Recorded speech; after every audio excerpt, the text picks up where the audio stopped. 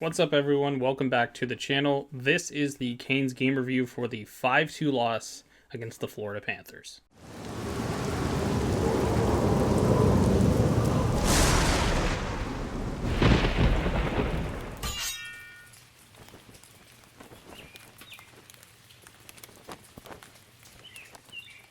So before we get into the game itself, I think just talking about the game overall and what this was I thought this video was going to end up very different.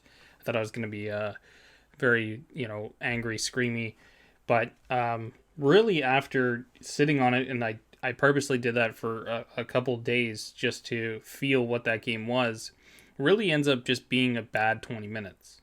And I'd kind of, in the last video, talked about how how good the Canes are, and the vibe around the team feeling different this year and all that stuff. And then obviously the hockey gods kind of just make me look like an idiot with that. This game really just, to me, it just boiled down to a bad 20 minutes, and you can't get yourself out of the hole that Carolina dug themselves in the first period. So in introing this game, Frederik Andersen back in the net looking for his 9th straight win and to set an NHL record. Florida's coming into this game off a 5-4 overtime win against the Washington Capitals. Spencer Knight gets the start in net for Florida. He was fantastic in this game.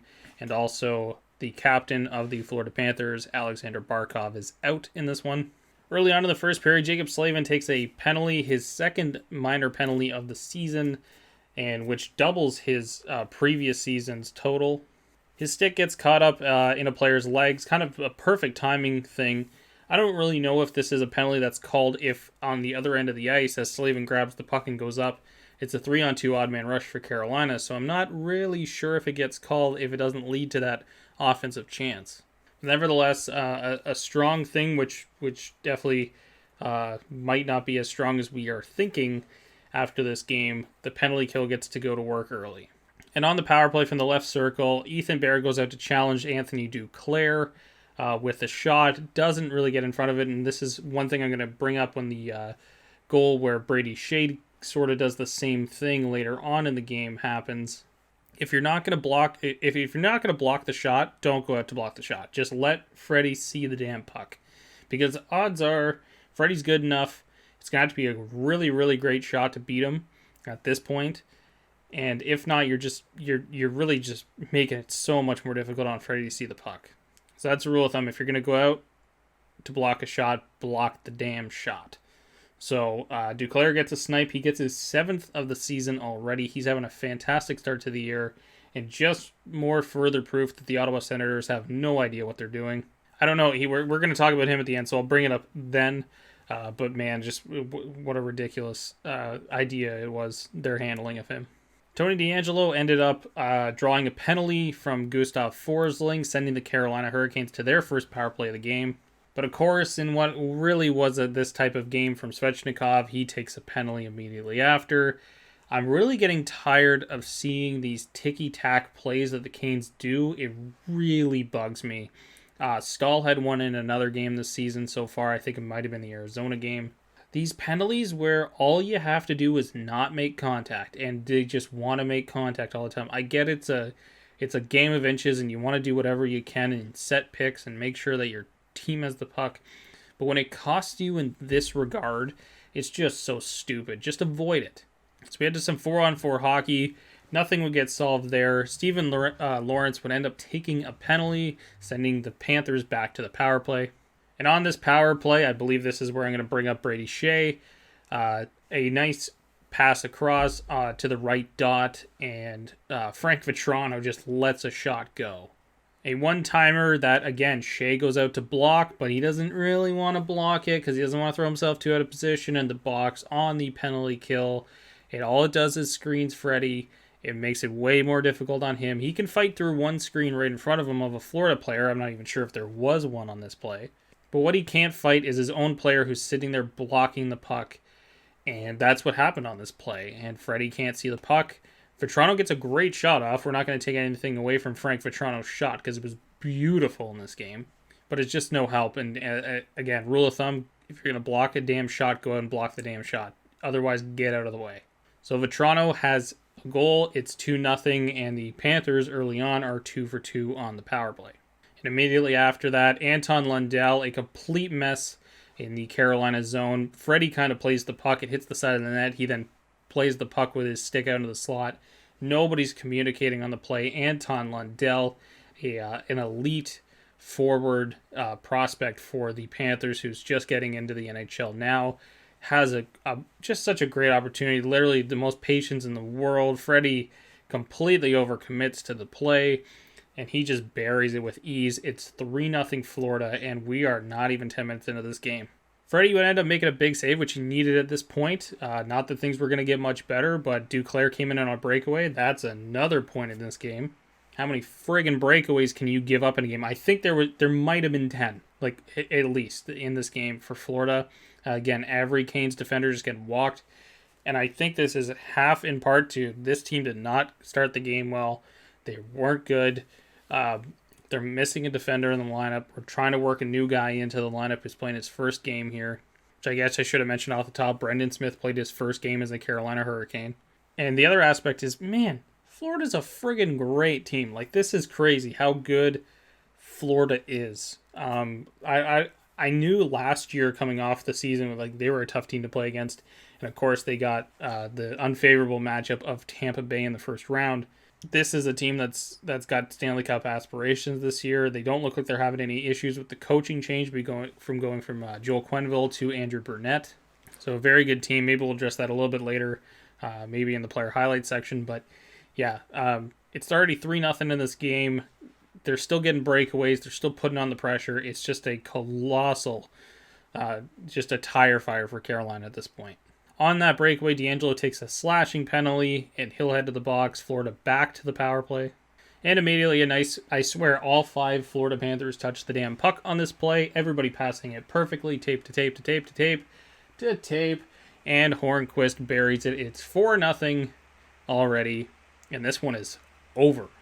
Carolina would end up with a couple more opportunities in this period. Aho and Teravainen had a good chance.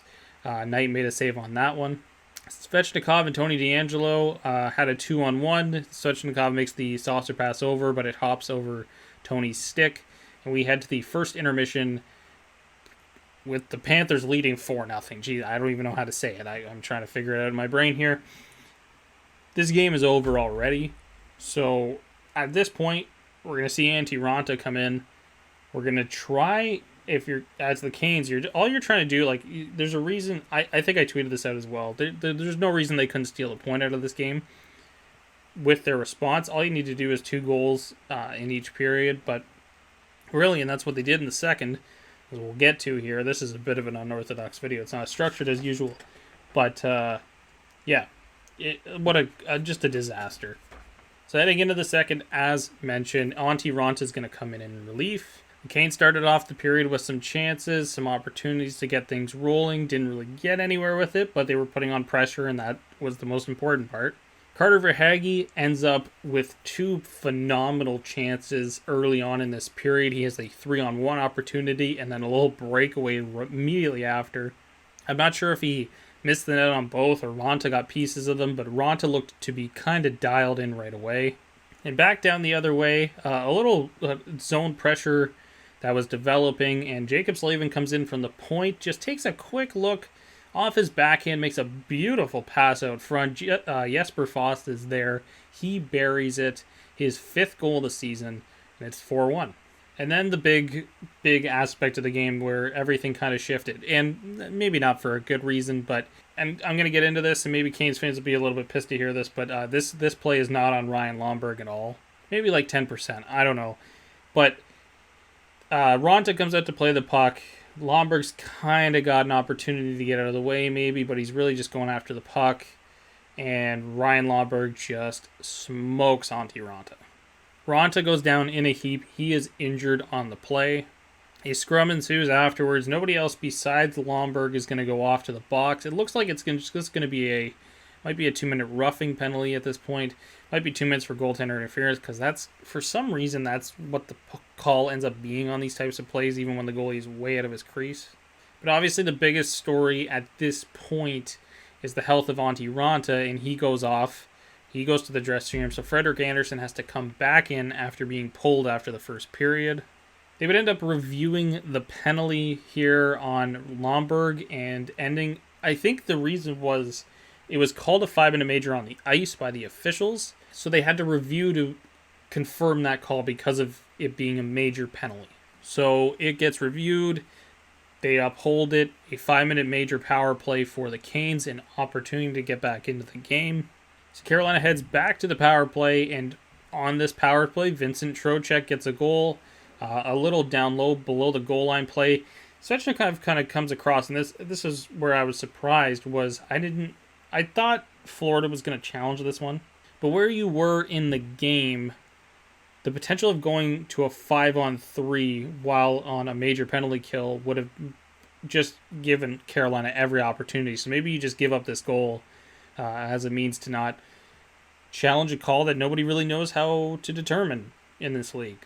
So Svetchnikov chips the puck from below the goal line, just in front into the crease. Trocheck's there. Spencer Knight's way out of his crease. Trocheck hits it into the net. He gets the goal, 4-2. It looks pretty good for Carolina. It looks like they're clawing back into this one. Svetchnikov was kind of heating up here, and then he ended up missing a completely wide open net. Back down the other way, it leads to a Gustav Forsling breakaway, the former Carolina Hurricane. He comes down, misses the net completely wide. Florida would kill off the remainder of the major penalty to Ryan Lomberg, and we head to the third period with the Panthers up 4-2.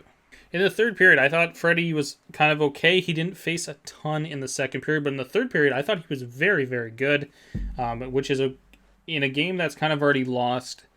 A fantastic thing to see as a goaltender gets pulled and in those types of circumstances has to come back in. For Freddie to just look good again and get a little bit of confidence back heading into the next game against Tampa, which I assume he will start, that's something that's very good to see. To open up this third period, Verhaeghe gets another breakaway. As I keep saying, Florida kept having friggin' breakaways, but he gets stopped by Frederik Andersen.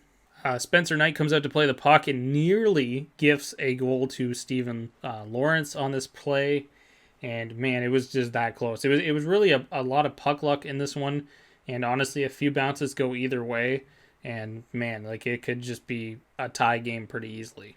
Jacob Slavin started throwing his weight around, which is not overly usual for Jacob. He's usually a kind of a clean hit, shoulder to shoulder, rub you off the puck kind of guy, but he stands up Carter Verhaeghe in the neutral zone very nicely. Jordan Martinook coming off the bench ends up with a great chance here, but Brandon Montour actually makes the save on this play, whether direct or indirect. A very key save for the Panthers at this point because Carolina was really, really surging. On the play, Montour would take a penalty, sending the Canes back to the power play.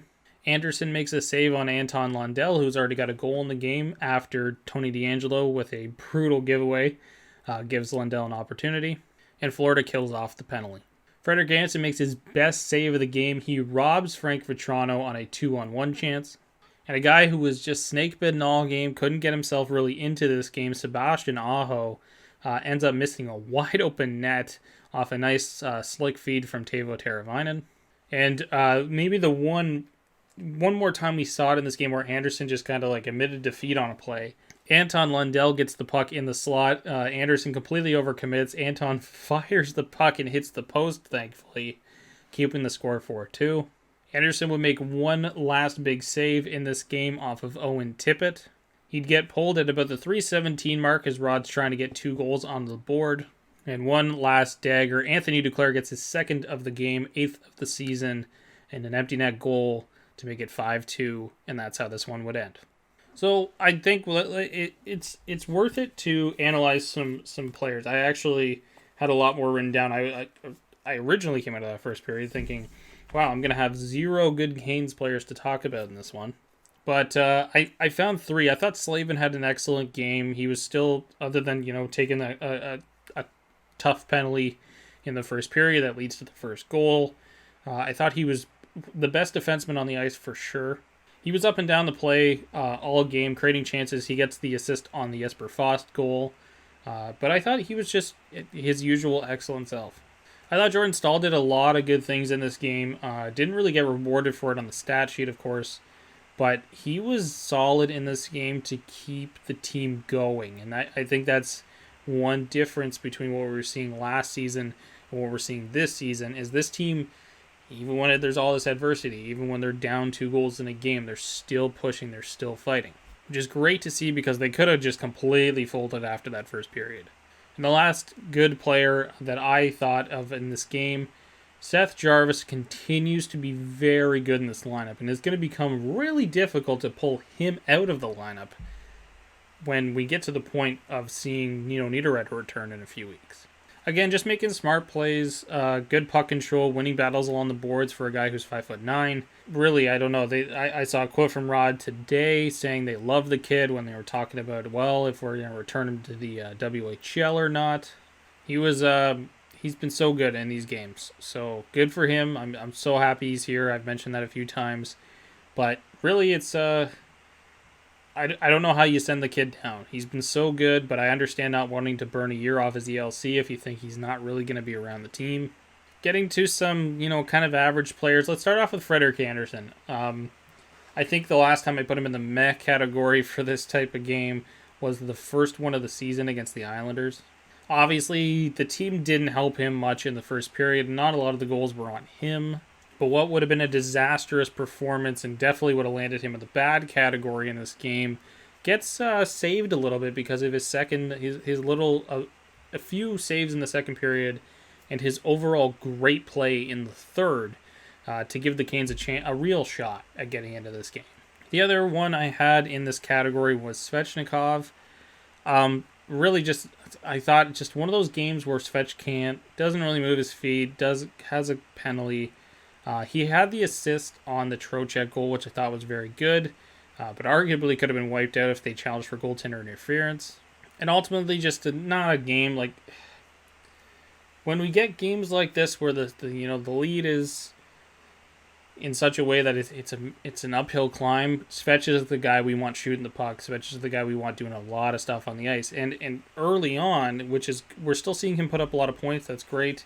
The goal scoring typically is the thing that disappears on him a few times this season. We're looking at maybe it disappearing here a little bit. Hopefully not. Hopefully he gets back into it.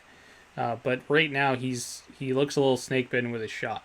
All right, bad players. I already mentioned Aho, and that really wasn't his own doing. He just couldn't get like a shot to hit the damn net in this game. Like he was all over the place. He's the best offensive contributor on the team in every game almost, and this one he couldn't hit the net.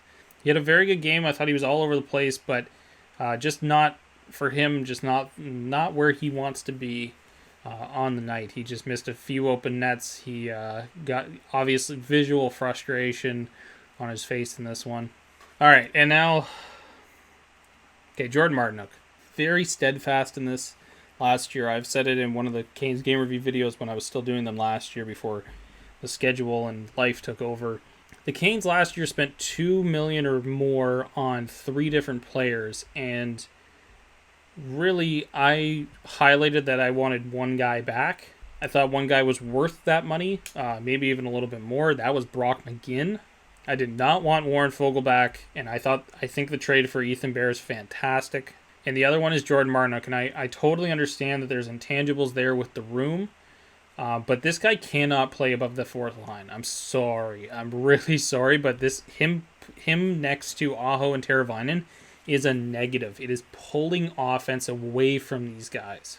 And in a game like this where Rod is changing up different lines, leaving that line the same is such a problem.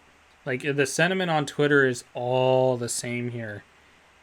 Get him off this line. Put him down to the fourth with Stepan and Lawrence like he usually is. That line can generate a lot of stuff. Just those 3 guys. I don't care who you run on that first line. It just can't be Jordan Martinook. And my personal preference right now is Seth Jarvis. I think he'd be perfect up there. Maybe there's not enough puck to go around, but at least try it. Anyways, let's get to the Panthers player. We're going to talk about Anthony Duclair. So Duclair, one of the fastest players in hockey. He's got a terrific shot. I love this player. He's one of my favorite to watch around the league.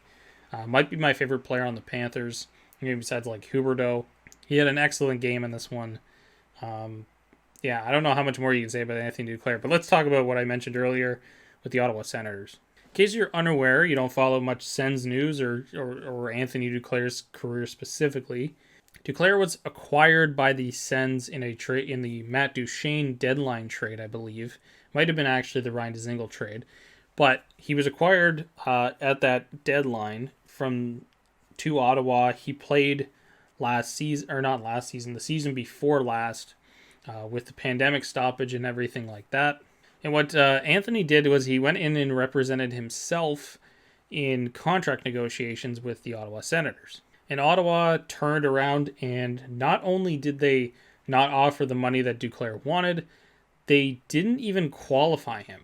So they didn't even submit a qualifying offer. That's how non-usable the Ottawa Senators determined Anthony Duclair, who has 8 goals in 10 games or 11 games this season for the Florida Panthers to be. So again, I want to throw that out there that the Ottawa Senators have absolutely no clue what they're doing.